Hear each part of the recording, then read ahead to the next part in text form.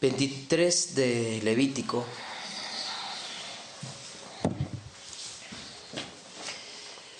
Vamos a leer el versículo 41 nada más de este pasaje. No lo vamos a leer todo el pasaje.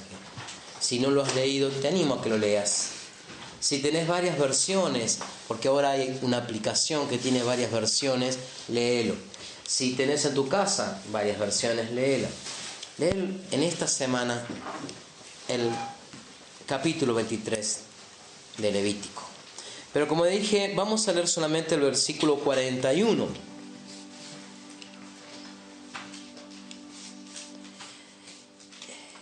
Vamos a esperar que todos se encuentren. Así damos comienzo a la lectura del versículo 41.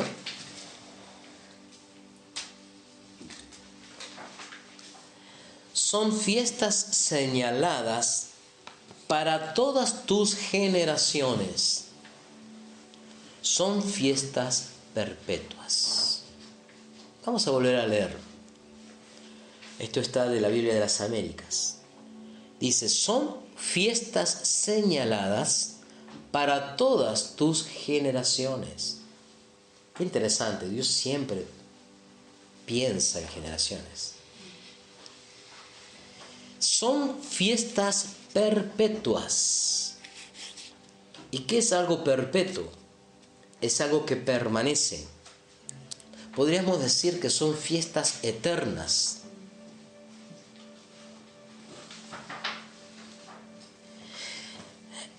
Y vamos a hablar un poco de estas fiestas. Durante mucho tiempo, muchos de nosotros hemos pensado de que estas fiestas pertenecían solo al ritual judío, al ritual del judaísmo, pero que ahora ha venido Cristo, todas estas fiestas tienen cumplimiento en Cristo, y está bien, eso es verdad, eso es correcto. Todas estas fiestas tienen el cumplimiento en Cristo. Mejor dicho, tienen el cumplimiento en Jesús Cristo, en el Cristo manifestado en Jesús. Él vino a cumplir en esta tierra toda la ley, y Él vino a cumplir todas estas fiestas.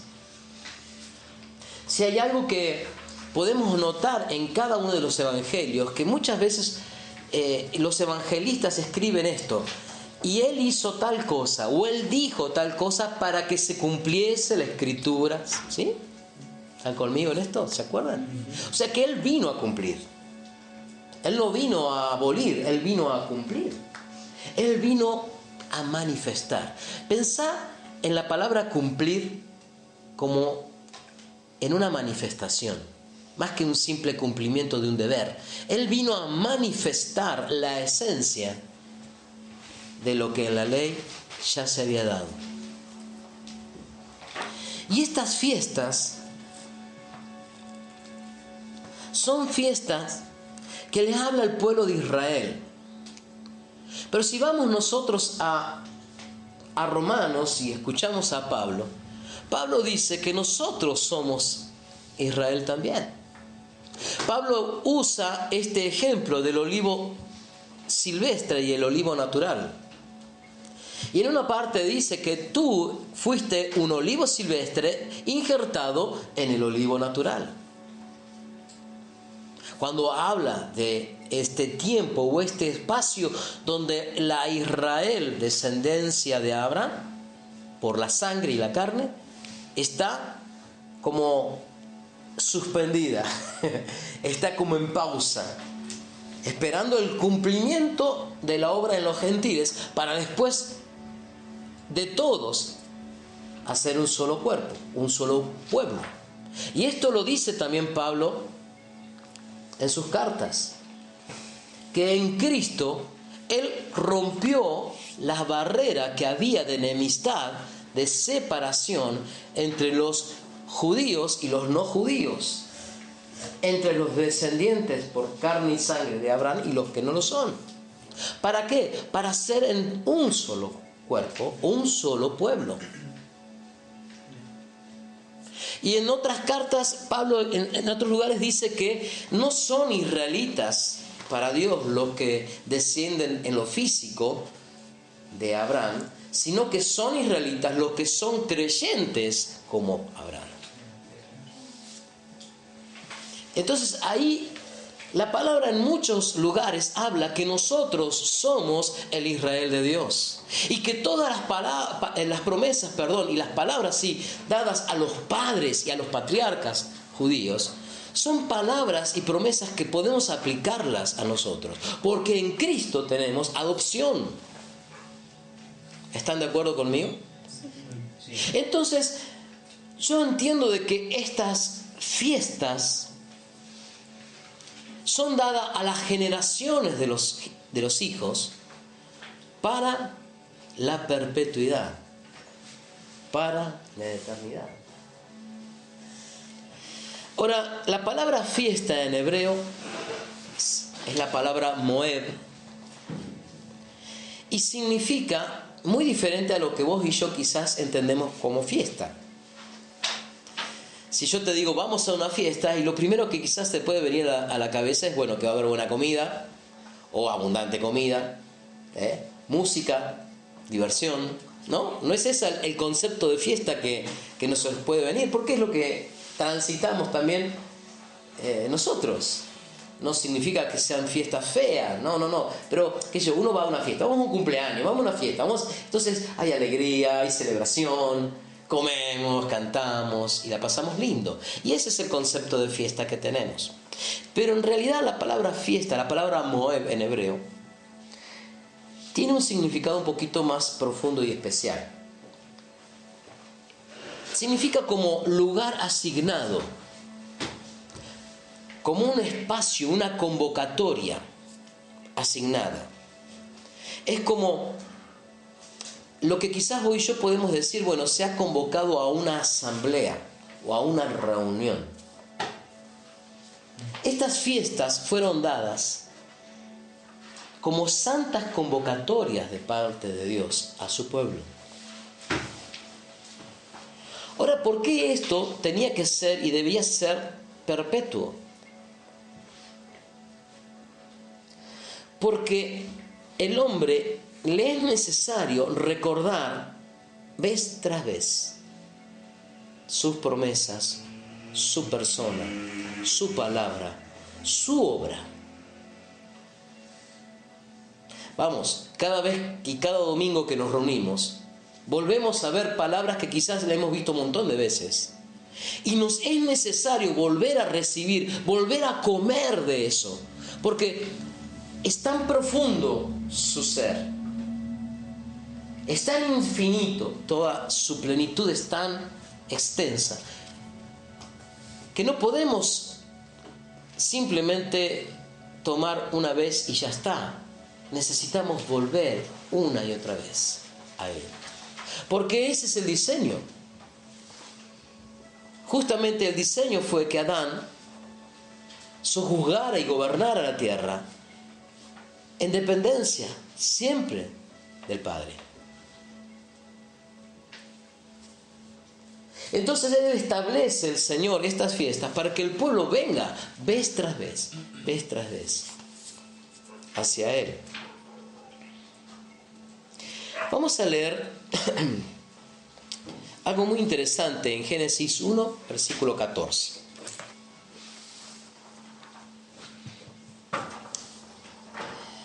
Como dijimos, nosotros comenzamos a ver las fiestas, y eran fiestas, si ustedes han leído lo que pudieron o lo que van a leer, en la palabra dice fiestas señaladas. En la Reina Valera lo traduce solemnes, pero en las Américas dice fiestas señaladas, como determinadas para un tiempo. Y para sacarnos un poquito del concepto de que esto era solamente o vino por la ley levítica, vamos a leer este pasaje y qué interesante que es. Génesis 1:14. Si alguien lo puede leer bien alto, le agradecería.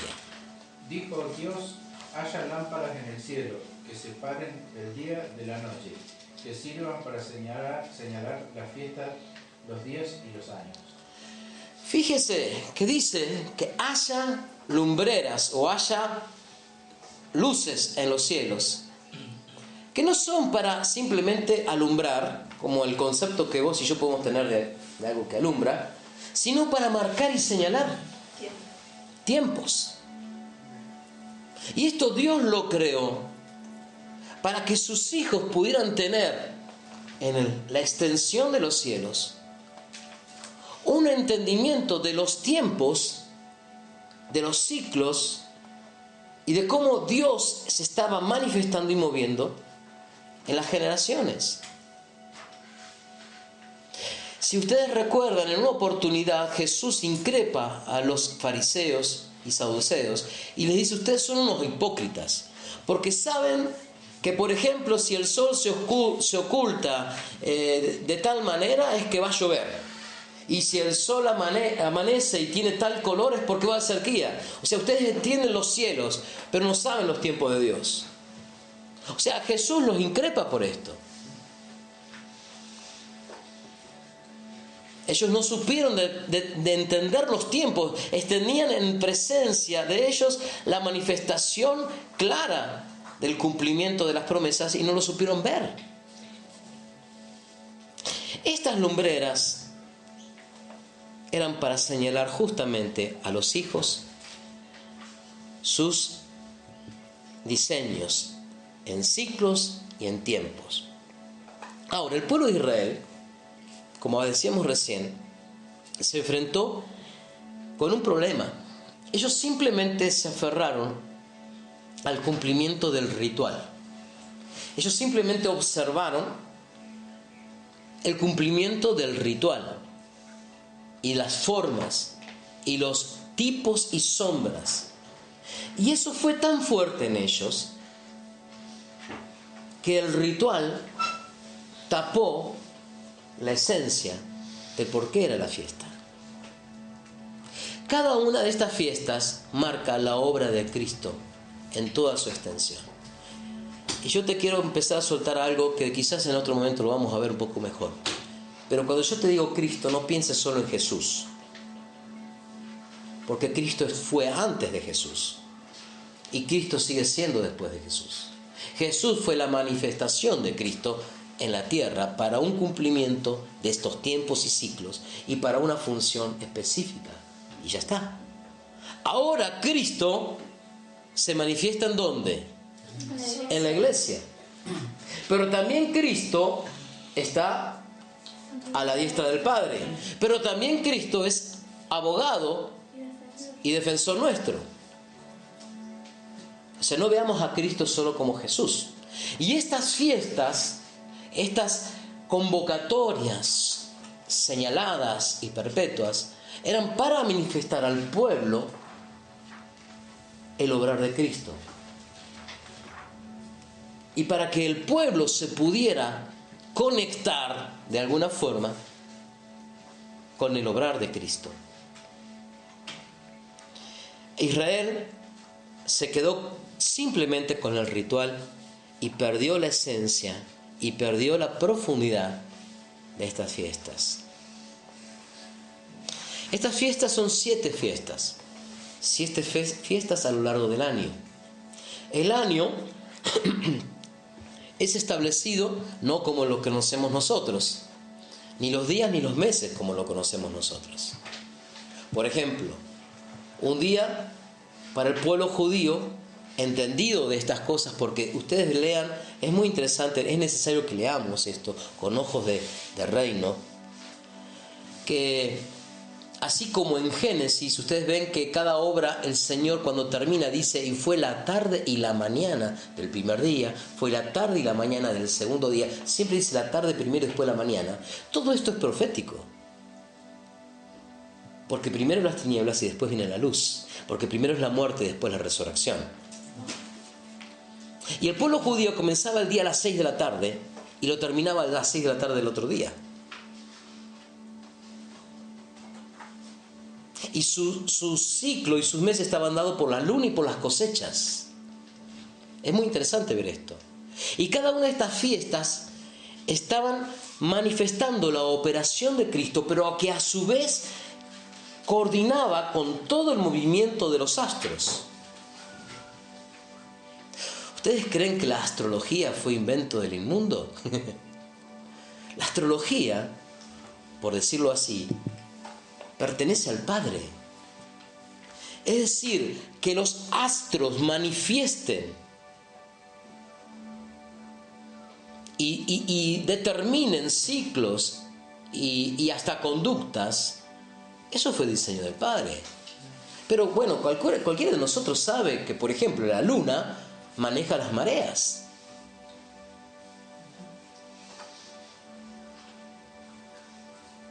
Algunos un poquito más entendidos pudieron descubrir que la luna también maneja las cosechas, las siembras y las cosechas. Porque son luminarias que manifiestan a Cristo. Y sus ciclos y sus producciones, y los perritos que ladran. Y estas fiestas son 7, como dijimos recién. La primera es la Pascua. Si ustedes pueden leer en Éxodo, cuando el Señor habla a Moisés, dice, bueno, y este día y este mes va a ser el primer mes del año para ustedes. Pascua, la Pascua, ¿saben lo que significa la Pascua? La Pascua significa saltar. La palabra Pascua significa saltar, salir, pasar. Después de la Pascua vienen los panes sin levadura. Y luego de los panes sin levadura vienen las primicias. No vamos a estar entrando en detalle de cada una de estas fiestas. En el capítulo 23... ¿Tercera fiesta, los panes con levadura? Sí. No, primicias. Pascua, panes sin levaduras y primicias. Esa es la tercera. En el Levítico 23 ustedes van a ver claramente, aún dice los días y marca la cantidad de días y qué era lo que tenían que hacer. Pero estas 3 convocatorias señaladas, Pascua, panes y levaduras y primicias, que son las primeras 3, hablan específicamente de la muerte y la resurrección de Cristo, el Cordero Pascual. Los panes sin levadura manifiestan la limpieza. Y las primicias manifiestan a Cristo mismo presentándose delante del Padre.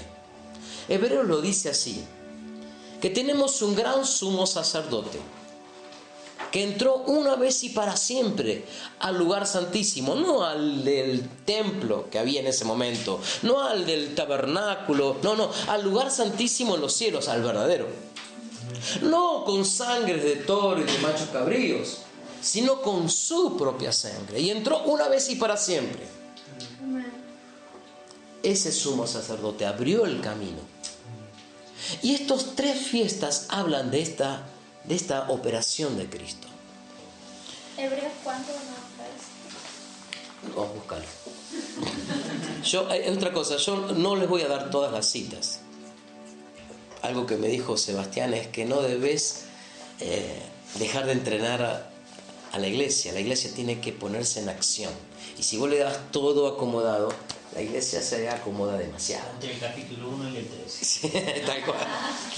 Yo les voy a dar citas y ustedes búsquenla. Y cada uno delante del Señor será fiel y responsable a la palabra dada. ¿Me explico? ¿Se acuerdan ese pasaje que a mí me dio siempre mucha curiosidad?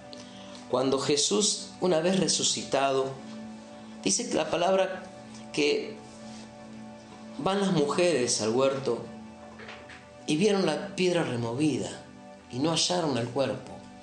Y le agarró dolor y se pusieron a llorar. Y de repente vieron a Jesús, pero no lo conocieron.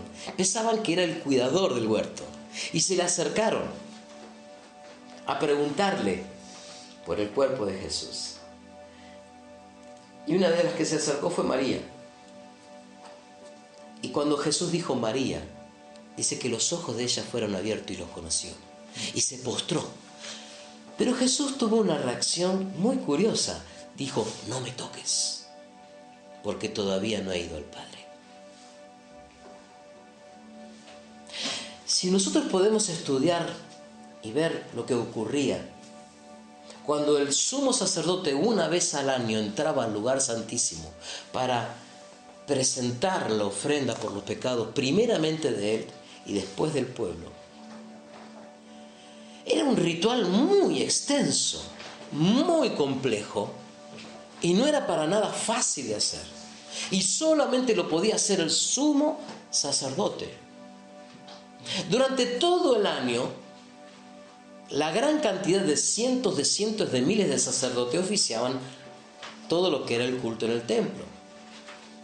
¿Cuántos de ustedes alguna vez tuvo la oportunidad de carnear o matar un animal, como una oveja? No, oveja no. ¿No? Conejo sí. Conejos. ¿Oveja no? No, chancho. Chancho. Pollo. Para carnear una oveja, se degüella la oveja. Se le atraviesa un cuchillo para que se desangre. Y todo lo que tiene que ver con manipulación de la carne y el desangrado del animal es un trabajo sucio, es decir, uno se mancha. En ese día solamente el sumo sacerdote lo tenía que hacer. Solamente él. Y él tenía que estar vestido de una ropa preparada y especial para esa fecha, blanca. De modo que si en el momento que él, por ejemplo, introducía el cuchillo, él tenía que matar un buey, después tenía que matar un cordero, después el macho cabrío, 2 machos cabríos. O sea, era un ritual bastante extenso. No me voy a poner a explicarlo. Pero quiero decir que cada vez que él introducía y una gotita caía, tenía que ir, cambiarse, bañarse y volver cambiado. Era tal lo puntilloso del asunto que no podía presentarse así nomás. Y aún así, cuando se presentaba, siempre el pueblo detrás del velo estaba con temor si es que volvía a salir. Porque si algo fallaba, caía muerto y todo iba para atrás. Por eso Jesús le dijo: no me toques, porque todavía no fui al Padre. Nadie lo podía tocar al sumo sacerdote. Ni siquiera una pelucita podría ver. Yo le animo a que lo lean y lo estudien. Creo que la iglesia debe recuperar estas cosas, este entendimiento, para poder comprender en magnitud la obra de Cristo. Los rabinos actualmente, Sí. los rabinos ortodoxos, los judíos, ¿no? A partir de esta hora, más o menos del viernes en adelante, no se dejan tocar por nadie que no sea judío. Porque se sienten contaminados si vos sos hoy. Es tremendo. Estas 3 fiestas entonces hablan, las primeras, sobre la operación de Jesús Cristo, su muerte expiatoria, su resurrección y su presentación como primicia delante del Padre, como un sumo sacerdote.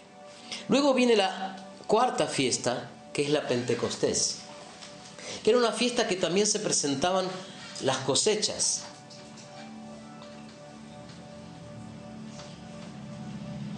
Y es muy interesante porque en este momento, en este Pentecostés, dice que presentaban los cereales, la cosecha de cereales delante del Señor. Y había ciertas pautas de la cantidad de cereal que tenía que presentar, mecida delante del Señor. Jesucristo dijo en una oportunidad que si el grano de trigo no cae en tierra y muere, queda solo.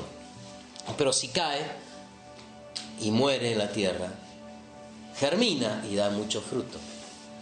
Y eso es lo que hizo Jesucristo. Jesucristo cayó en lo profundo de la sepultura y murió. Se sembró él mismo. Ahora, cuando resucitó Cristo, no resucitó él solo, resucitó iglesia. Vos y yo somos la manifestación del Cristo resucitado. Amén. Qué tremendo esto. Qué tremendo Que sea la luz y el velo se corre y podamos comprender espiritualmente estas verdades.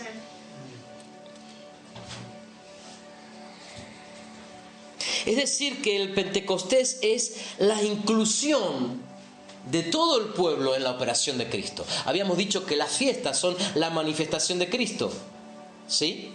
Acá el Pentecostés habla de que el Padre incluye al pueblo para que el pueblo sea Cristo y manifieste Cristo. Y es muy interesante porque se presentaban todos los frutos del año. Y todo fruto te habla de la fertilidad. Y todo fruto te habla de la multiplicación. Porque Cristo siempre es multiplicación. Cristo siempre es incremento.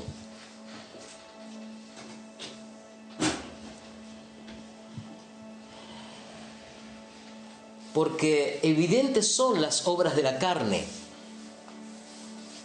fornicación, adulterio, sensualidad, inmundicia, pleitos, celos, iras.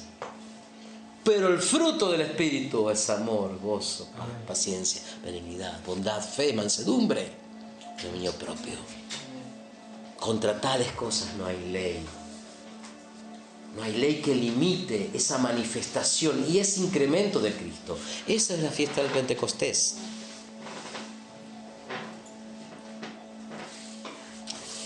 Estas fiestas, amados,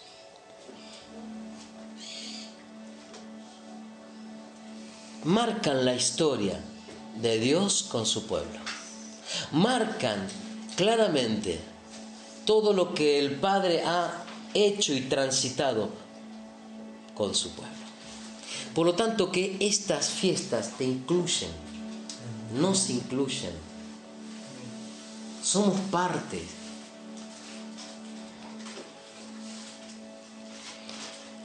¿Qué les parece si vamos ahora a Juan capítulo 4?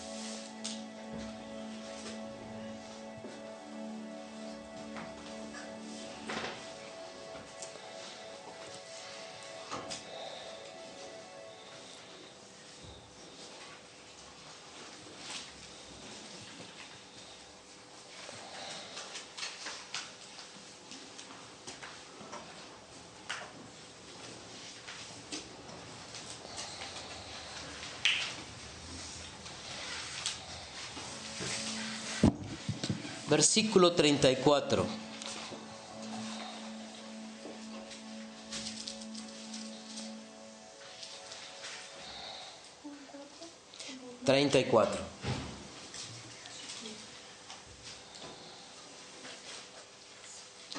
Jesús les dijo: mi comida es hacer la voluntad del que me envió y llevar a cabo su obra. ¿No dicen ustedes, todavía faltan 4 meses y después viene la siega? Pero yo les digo, alcen sus ojos y vean los campos que ya están blancos para la siega.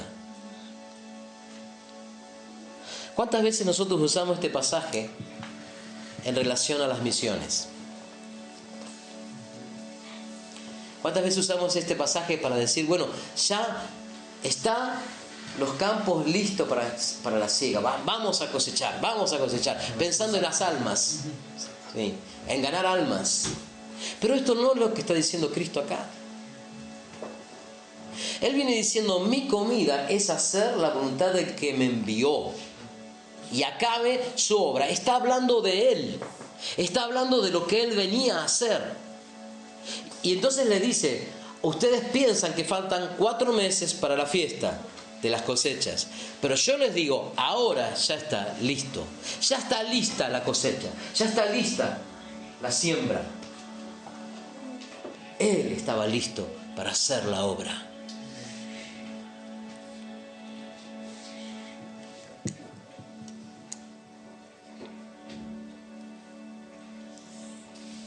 Ya el segador recibe salario y recoge fruto para vida eterna, para que el que siembra se regocije junto con el que siega. Porque en este caso el dicho es verdadero: Uno es el que siembra y otro es el que ciega. Yo los envié a ustedes a cegar lo que no han trabajado. Otros han trabajado y ustedes han entrado en su labor. Cristo se sembró y nosotros cosechamos su siembra. Vos y yo podemos vivir la plenitud de Cristo en nosotros por su gracia. Nosotros podemos transitar su muerte y resurrección por su gracia. Hoy hablábamos que el Cristo resucitado que habita en vos, iglesia, hace retroceder toda oposición y toda fuerza de las tinieblas. Pero vos no tuviste que hacer nada al respecto. Él se sembró. Vos entraste en su labor. Fuiste incluido por gracia en esa cruz y en esa tumba vacía. Mediante el bautismo, por eso el bautismo no es un símbolo. Dice Pablo que mediante el bautismo somos unidos a su muerte y resurrección. Por eso el que cree y fuere bautizado. Muchos han dicho, el bautismo no salva. Y saben una cosa, a mí no me gustan ese tipo de declaraciones, porque tratamos de establecer dogmas que nacen de nuestro entendimiento intelectual, valga la redundancia, en la eternidad de Dios. La teología, querer estudiar y definir a Dios. ¡Qué magnitud de soberbia!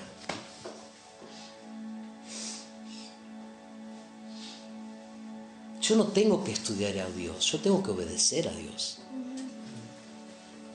Y la única manera en que su revelación fluya hacia mi vida y sea entendido de sus tiempos, no es en lo que estudie, sino en lo que obedezca.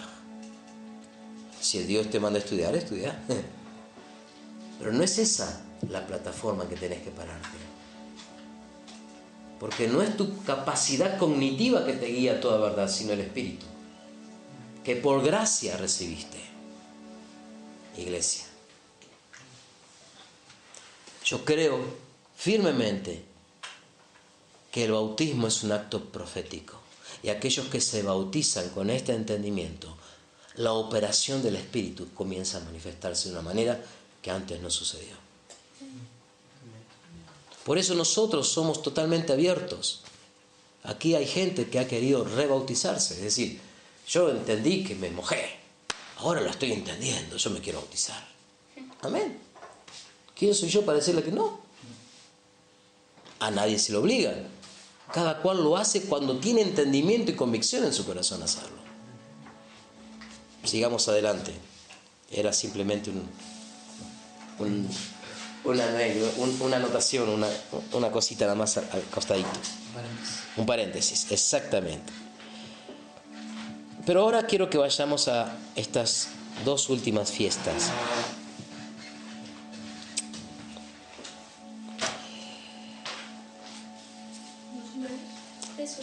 Las últimas tres fiestas. En el Pentecostés Él nos incluye. Él nos hace cuerpo en Él.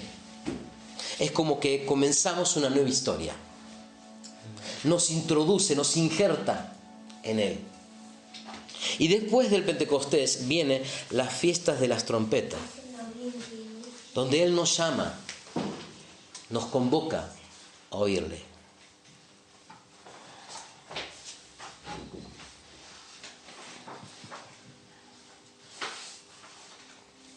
Después de esta fiesta de las trompetas, seguidamente, viene Yom Kippur, que es el día de la expiación, el día del perdón, del arrepentimiento. En este día, el judío era una fiesta no de alegría y de cánticos, era una fiesta de arrepentimiento, donde había confesión de pecados, donde había lamentos. había lágrimas de arrepentimiento. O sea, no era algo jocoso. Era un día de ponerse a cuenta con Dios. Y esto nosotros lo celebramos el domingo pasado. Aún sin saberlo y aún sin entenderlo.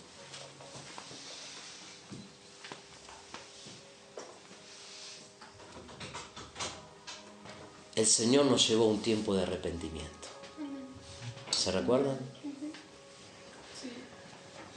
Cuando en un momento el Espíritu Santo nos guió a pedir perdón por el pueblo. ¿Se acuerdan? Dios nos introdujo en el Yom Kippur ese día. Y vivimos eso. Y clamamos al Señor. Y muchos de nosotros nos arrodillamos. Otros derramamos lágrimas. Y nos pusimos a cuenta con el Señor. Y ahora estamos en la fiesta de las enramadas, o llamada Sukkot. ¿Cómo se escribe? Sukkot. S-K. S-K. Y doble T. Sukkot. Sí. Bueno, lo mismo.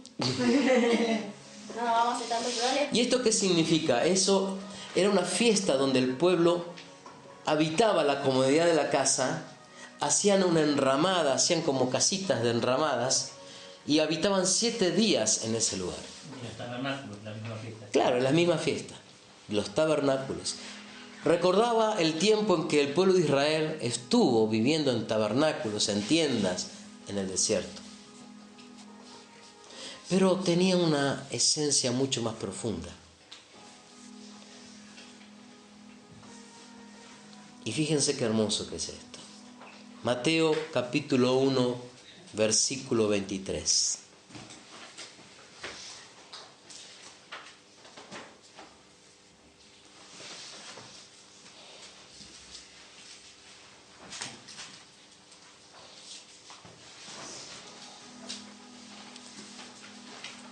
¿Quién lo puede leer bien fuerte, por favor? 1:23 de Mateo. He aquí, una virgen concebirá y dará a luz un hijo, y llamarás su nombre Emmanuel. Que traducido significa Dios con nosotros. Ahí está. Que traducido es... Dios con nosotros.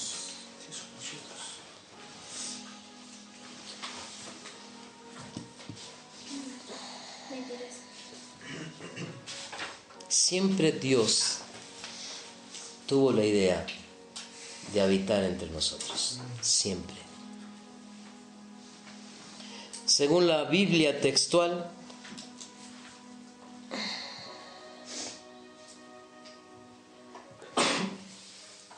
Primera de Juan 14, ustedes lo van a leer, que el Verbo se hizo carne y habitó entre nosotros. Juan, ¿qué dije yo? Perdón, Juan 1:14. Juan 1:14, perdón. Dice que el Verbo se hizo carne y habitó entre nosotros. La Biblia textual dice así: y el Verbo se hizo carne y tabernaculizó entre nosotros. Él se metió y habitó en estos tabernáculos de carne y hueso.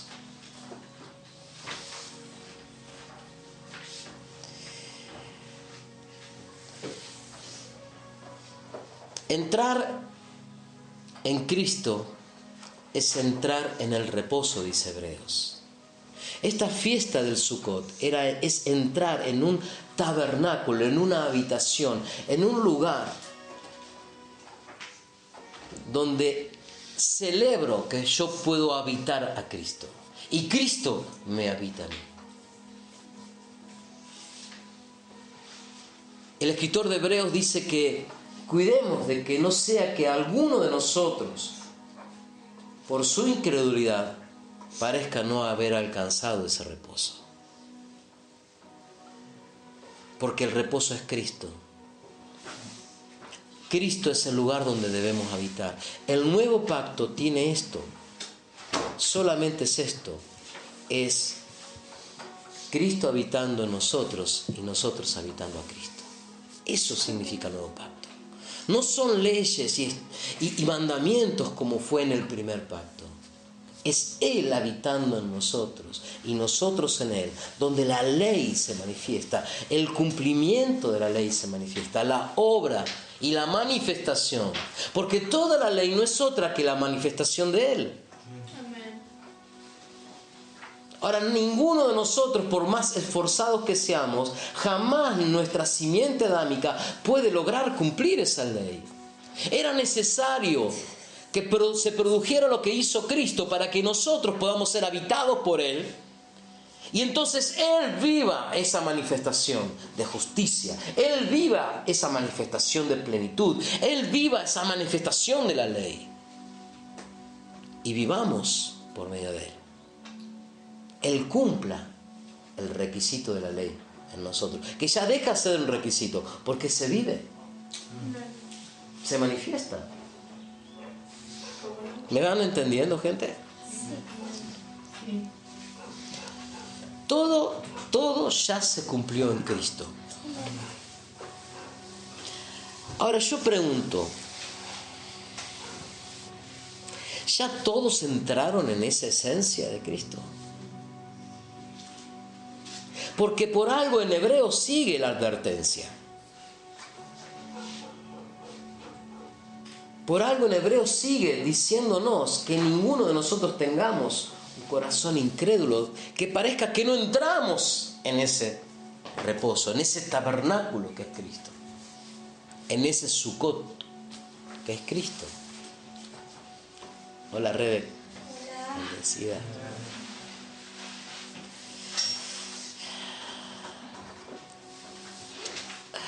Pregúntate vos mismo. ¿Entraste en esa realidad? ¿Estás viviendo esa esencia?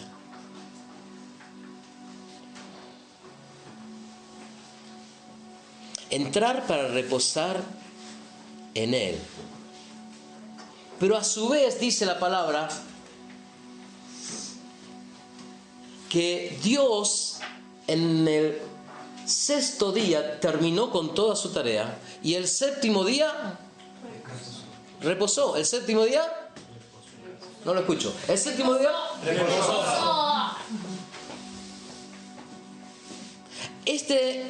Esta fiesta del Sukkot o de los tabernáculos estaba dada en el séptimo mes. El número 7 habla de ciclos concluidos. Habla de un tiempo determinado. Habla de una obra completada. Y esta fiesta habla de la obra completada de Cristo.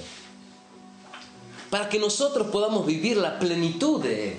Y Él vivir en nosotros. En el séptimo día, Dios reposó de sus obras. Dios mismo se introdujo en Cristo. Escucha esto, que tu mente no lo va a entender, pero es necesario que tu espíritu lo reciba. Dios reposa en Cristo.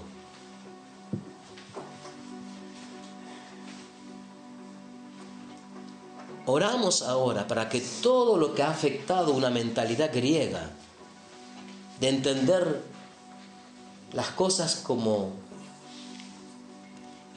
muy naturalmente, Padre, Hijo, Espíritu Santo, y no entender en el Espíritu que Dios es uno y que el Padre se introduce en Cristo y en Él reposa. Y eso lo dice Hebreo, gente. Estaba siempre delante de nosotros. Y así como Dios reposó de sus obras en Cristo, es necesario que vos y yo vivamos ese reposo que es Cristo. Porque de la manera que vivamos ese reposo que es Cristo, Dios viene y habita entre nosotros y reposa.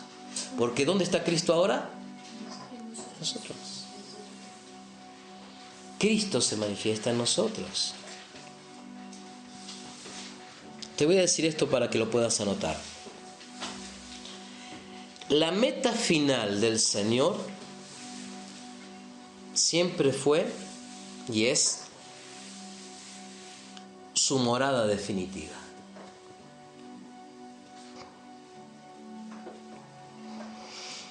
Toda la historia se trata de una historia de amor. Siempre Él quiso ser uno con nosotros. Siempre. Y vos fíjate que siempre Él lo manifestó de alguna manera. Cuando habla de que Cristo es la cabeza y nosotros el cuerpo, ¿qué está hablando sino de una unidad? ¿Sí? Porque vos y yo vamos con nuestra cabeza a todos lados, ¿o no? ¿Hay alguno que deja la cabeza en algún lado y sale a caminar por la calle? Y no porque la tiene pegada. Dice que alguno no se olvida la cabeza porque la tiene pegada. Pero vamos a verlo proféticamente. Y mirá esto proféticamente, iglesia, por favor. Abrí tus ojos proféticos. Él manifestó que nosotros somos el cuerpo y Él es la cabeza, y está hablando de unidad. ¿Sí? Cuando Él dice que Él es el esposo y la iglesia la esposa, ¿de qué está hablando? De unidad. Y cuando Él dice que el Hijo es la manifestación del Padre, que el que ve al Hijo es al Padre y que nosotros volvemos al Padre, ¿de qué está hablando? De unidad. Siempre Él quiso ser uno con su pueblo. Siempre. Apocalipsis 21, 17, no lo busquen, lo voy a leer yo. 21, del 1 al 7. Dice: entonces vi un cielo nuevo y una tierra nueva, porque el primer cielo y la primera tierra pasaron, y el mar ya no existe, y la ciudad santa, la nueva Jerusalén, que descendía del cielo de Dios, preparada como una novia ataviada para su esposo. Entonces oí una gran voz que decía desde el trono: el tabernáculo de Dios está entre los hombres, y Él habitará entre ellos, y ellos serán su pueblo, y Dios mismo estará entre ellos. Él enjugará toda lágrima de sus ojos, y ya no habrá muerte, ni habrá más duelo, ni clamor, ni dolor, porque las primeras cosas han pasado. El que está sentado en el trono dijo: yo hago nuevas todas las cosas. Y añadió: escribe, porque estas palabras son fieles y verdaderas. También me dijo: hecho está. Soy el alfa y el omega, el principio y el fin. El que tiene sed, yo le daré gratuitamente de la fuente de agua de la vida. El vencedor heredará estas cosas, y yo seré su Dios, y él será su hijo, será mi hijo. Esto dice Apocalipsis 21, del 1 al 7. Hace un tiempo que el Señor me está inquietando con esta palabra, y les quiero pedir que me presten atención. En Juan capítulo 14 habla Jesús de que Él se iba a preparar moradas para nosotros. En la casa de mi Padre muchas moradas hay. Voy a prepararles una y volveré para que donde estén ustedes, esté yo, donde esté yo, estén ustedes. Así. ¿Se acuerdan de ese pasaje? Sí. Bien. Más adelante dice: así como les dije a los judíos, yo me iré, y donde yo me voy, ustedes no pueden venir. Entonces, de donde ahí dice Felipe: muéstranos al Padre y nos basta. Felipe le dice: si yo estuve siempre con ustedes, ¿cómo me decís eso? ¿Me siguen? Sí.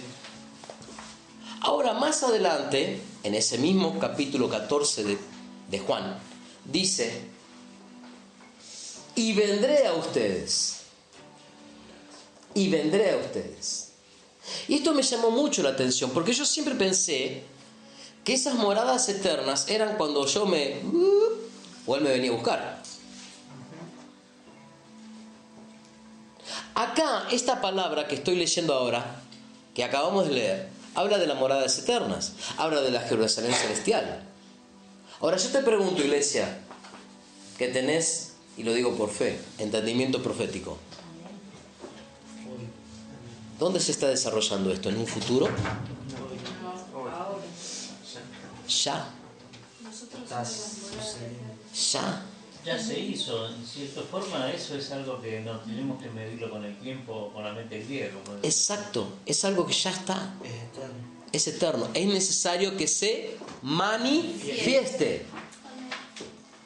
Hay una gran diferencia entre el cumplimiento y la manifestación. Un hijo es concebido en el vientre, se cumplió la concepción. Pero ¿cuándo se manifiesta? Cuando es dado a luz. ¿Es verdad o no es verdad? Sí. Hay dos cosas muy diferentes. Una es el cumplimiento y otra es la manifestación. Jesucristo dijo, consumado es. En el cielo está hecha todas las cosas. Acá acabamos de leer, hecho está. Ahora yo te pregunto, en un momento él dice, y él enjugará toda lágrima de sus ojos. ¿En el cielo va a haber lágrimas? No, porque la va a jugar. Pero va a haber lágrimas. No dice no va a haber lágrimas. Él dice que va a enjugar las lágrimas. O sea que va a haber lágrimas y él las va a enjugar. Él las va a secar. ¿Y dónde se manifiesta esto? ¿No es acá? Sí. Donde dice, en el mundo tendréis aflicción, mas confiad, yo he vencido al mundo. ¿Dónde está la nueva Jerusalén que desciende del cielo? Cuando habla de Nueva Jerusalén, de la ciudad donde Él quiere morar, ¿acaso está pensando en muros de edificios? Y cuando habla de calles de cristal y perlas, portales o portones de perlas, no sé cómo era, ¿de qué está hablando? ¿No está hablando de algo profético que vos y yo tenemos que manifestar acá? A veces cuando me decían esto, cuando yo era chiquitito, en la escuela dominical me hablaban de las mansiones eternas, de las moradas eternas, o me ponían un castillito en un pizarrón, o me ponían la casa de algún ricachón recortada de alguna revista, y yo miraba ahí las moradas eternas, las mansiones de los cielos.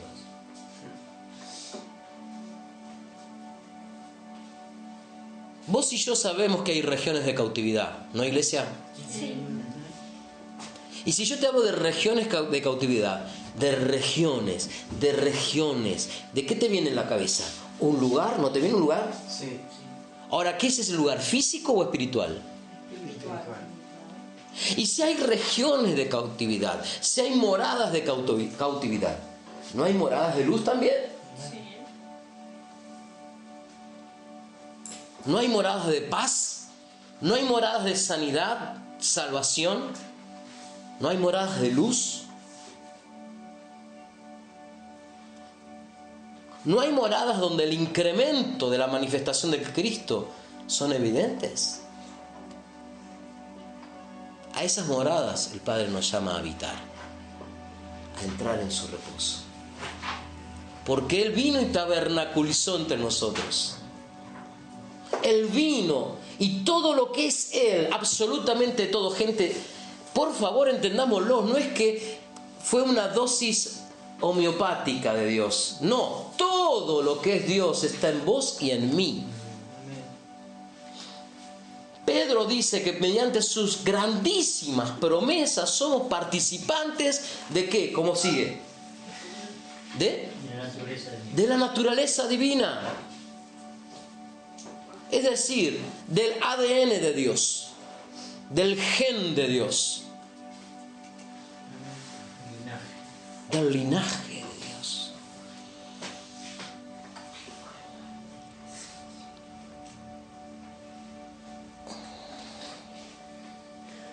Estamos en la fiesta del Sukkot.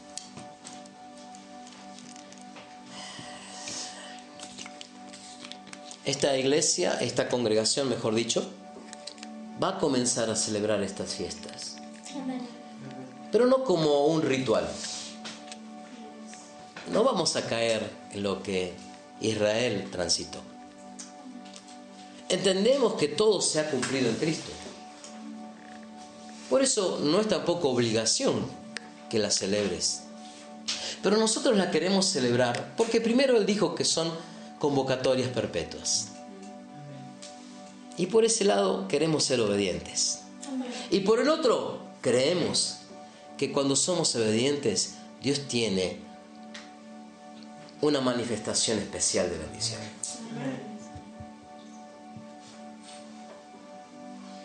¿No es así? Sí. Esta fiesta del Sukkot o del tabernáculo, de los tabernáculos, comenzó el jueves pasado a las 6 de la tarde y terminará, si no me equivoco, el jueves que viene a las 6 de la tarde. Todavía no tenemos muy en claro las fechas exactas de todo esto, porque en realidad hay muy poca información concreta. Entre los mismos judíos hay muchos que se pelean entre ellos. ¿Por qué? Porque hay muchos que tienen todavía algo mezclado de lo que estuvieron en Babilonia. Entonces tienen algunos calendarios medio corridos y los otros no. Y bueno, entre ellos mismos hay cierta discrepancia. Hay un grupo de hijos del Señor, profetas, que se trasladan a Israel cada año para ver, por ejemplo, el grano de cebada cuando está maduro. Porque si ustedes ven en ese Levítico 23, van a ver que el grano de cebada maduro, una vez que estaba listo para la cosecha, daba comienzo a una de las fiestas. Entonces se van allá a Israel y ven, cuando primero buscan donde hay un campo de cebada sembrado, y cuando ven están ahí esperando, y según la madurez y según la luna, dice, acá comienza tal fiesta. No recuerdo cuál es, pero nosotros nos vamos a manejar según el Espíritu nos guíe, y vamos a no ser tan estrictos en ese aspecto, sino vamos a dejar que el Espíritu Santo nos esté llevando. ¿Sí? El año que viene lo vamos a hacer, sí, un poquito más programado. Este año Dios nos sorprendió con esta enramada, con esta azúcar. Pero el año que viene vamos a ver si armamos algo afuera, donde vamos a celebrar la fiesta del Sukkot, entendiendo la esencia que Cristo tabernaculizó en nosotros.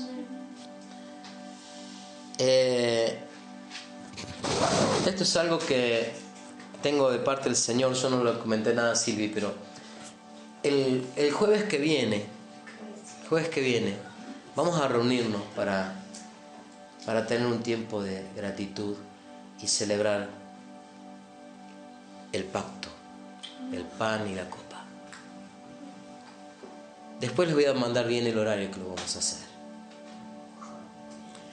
Pero no quiero terminar esta charla diciéndoles que este año, después del Yom Kippur, comenzaba un año muy especial, y comienza un año muy especial para el pueblo de Dios. Y no estoy hablando de Israel, Palestina o lo que es Israel, sino para todo el pueblo de Dios, que es el año del jubileo. El año del jubileo, entre otras cosas, era un año muy especial, porque en ese año las tierras vendidas en Israel volvían a sus dueños originales, los esclavos eran liberados, las deudas eran cubiertas. Era un año de libertad. Se celebra cada 50 años. Y se celebra, como bien me dice Frankie, cada 50 años. Este año, por cuestiones que honestamente yo no sé, pero las creo porque mis hermanos con autoridad así lo han dicho, y estoy hablando de Fernando Orihuela, Sebastián Palermo, comenzó el año del jubileo con una manifestación en los astros muy particular. Muy particular. Y yo no sé ustedes, pero yo creo que es el último jubileo que voy a festejar, porque el próximo va a ser dentro de 50 años, así que lo quiero celebrar. Quiero celebrar este año de jubileo y escuchar al Espíritu de Dios. Señor, más allá de lo que querés que hagamos o ¿qué querés manifestar en nosotros en este año de jubileo? Queremos vivir este jubileo. Queremos disfrutar este jubileo. Queremos que nuestras familias sean afectadas en bendición por este jubileo. Jubileo viene la palabra júbilo, como también viene la palabra jubilación. Pero no veamos la jubilación como se ve ahora. Veámoslo todos con los ojos del cielo. Y yo les animo a que junto a mí se unan para preguntarle al Espíritu, ¿qué debemos transitar en todo esto? ¿Cómo debemos celebrarlo?